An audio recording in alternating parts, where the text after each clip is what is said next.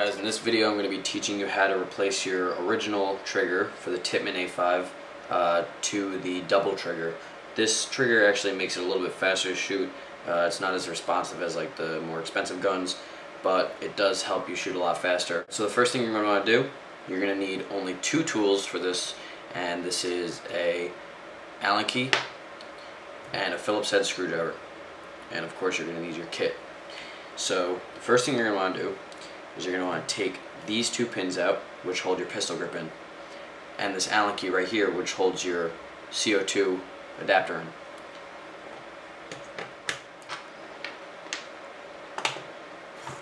That slides right out.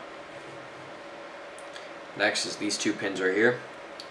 They push out from the opposite side, right here and right here. The first time you take them out, it might be a little bit hard because the springs aren't worn in.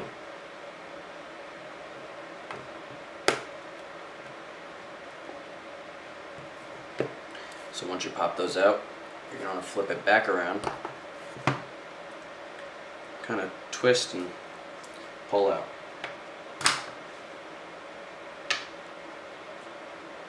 Now, these two pins are the same size, so you don't have to worry about getting them in the wrong spot. Now that you got these two grips out and the pins out and the Allen key, you can go ahead and slide your grip right out.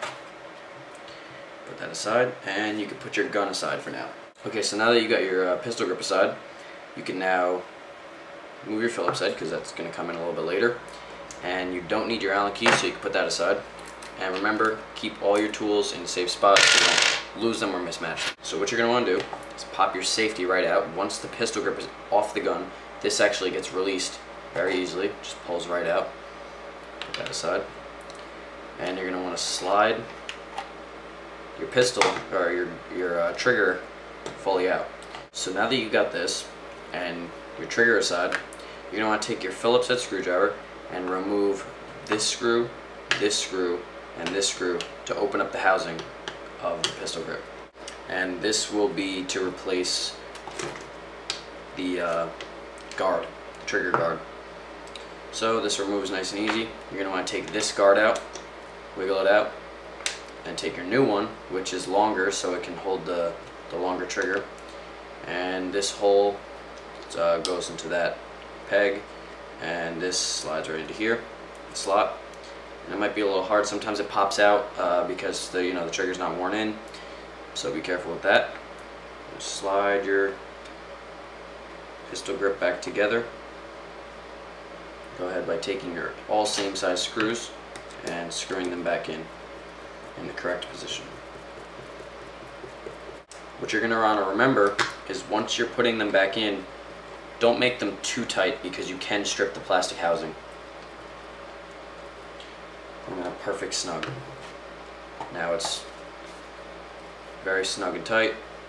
Okay, so the next thing you're going to want to do is replacing the actual trigger itself in the housing. You're going to see these three pins right here, and you're going to want to start by removing them. So from the other side, which they are actually smaller, you're going to want to hold it up and just kind of poke them out. Maybe you might need something a little bit smaller, like the Allen key, to actually push them all the way out. And when you push in this bottom one, make sure you're holding the trigger release with your thumb, or else it's going to pop out.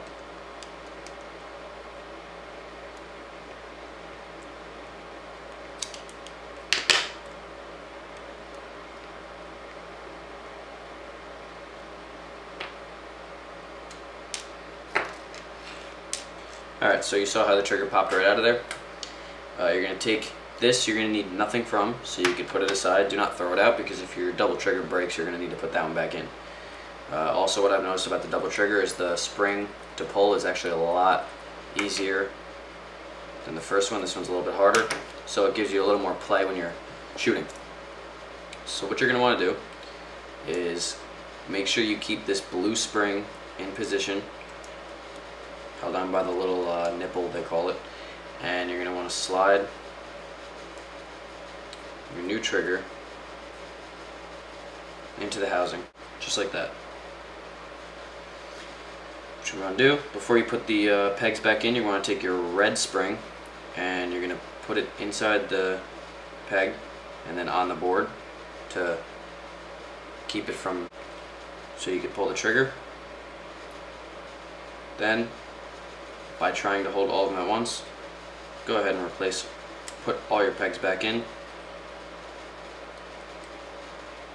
And it's safe to do it while you're holding your trigger release in all the way, because that's the easiest way to do it. Once you put the last one in, this will not move anymore. So you're going to want to go ahead and bang these back in. Make them flush with the board.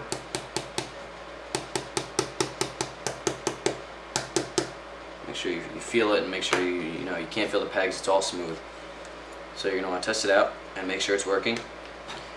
And take your pistol grip and slide it right back into place, just like that. It fits in perfectly fine. Take your safety, put it back in. It only goes in one way, the way you left it, fire and safety. And test it out, put it on fire. If it works, put it on safety. If it doesn't let you, then it works. And you're going to want to take your gun back and slide that back on. Alright, so now you got your gun back. You're going to want to take your grip and slide it on while lining up the holes. And you'll hear a little click. That's the release. The trigger release is actually snapping into place, getting ready to cock and shoot. Okay, so now it's into place. Take your pins and your Allen key bolt, and you're going to want to slide the pins in back into place. I like to first line them up before I push them all the way through. And then you hear them snap. And an easy way to do it is hold the trigger tight, hold the pistol grip tight, so it's lined up when you're pushing them in, just like that. Then you're going to want to take your CO2 adapter, slide that in. There's only one way to go, and you're going to want to screw that one back in. So now that your Allen key is back in and your pins are back in and your new trigger's in and everything's ready to go, you're going to want to test it out by switching the safety to fire, cocking the gun. And if it pulls back easy and you can't do it again, you know that the trigger release is working. Go ahead and pull your trigger.